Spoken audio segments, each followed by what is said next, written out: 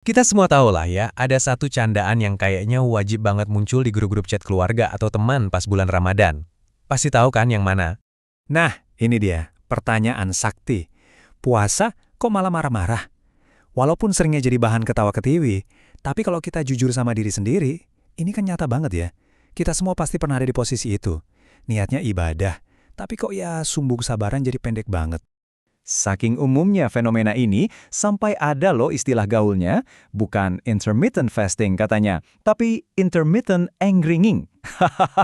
Pas banget ya, buat ngegambarin rasa kesel yang suka muncul entah dari mana, apalagi di jam-jam kritis jelang buka puasa. Tapi, ini bukan sekedar lucu-lucuan loh, ternyata ada penjelasan serius di baliknya. Oke, sekarang ayo kita bedah bareng-bareng. Kita mulai dari sisi sains dulu ya. Sebenarnya apa sih yang terjadi di dalam otak dan tubuh kita pas lagi puasa? Karena perasaan gampang tersulut emosi ini tuh beneran ada dasarnya, bukan cuma perasaan Anda aja. Nah, ini dia kata kuncinya, hangry. Gabungan dari kata hungry, lapar, dan angry, marah.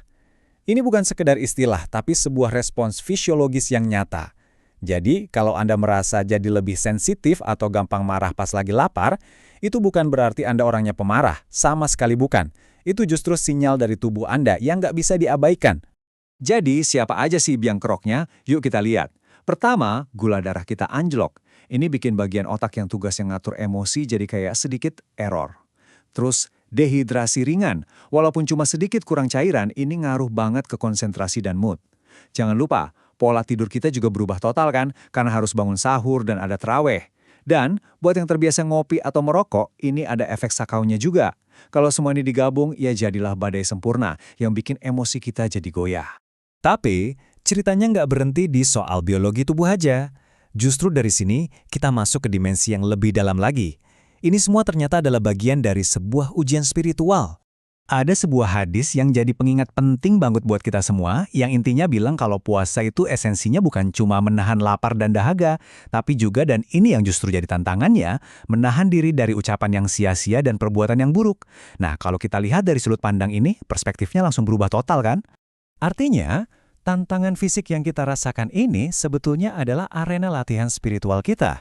Justru di momen-momen saat kita mulai merasa kesal, itulah kesempatan emasnya. Kesempatan buat apa? Buat merekalibrasi niat kita. Buat jadi lebih sadar sama apa yang kita rasakan. Rasa lapar itu bukan musuh, tapi justru bisa jadi alarm pengingat untuk kembali melatih kesabaran. Oke, sekarang kita masuk ke bagian yang paling mengejutkan.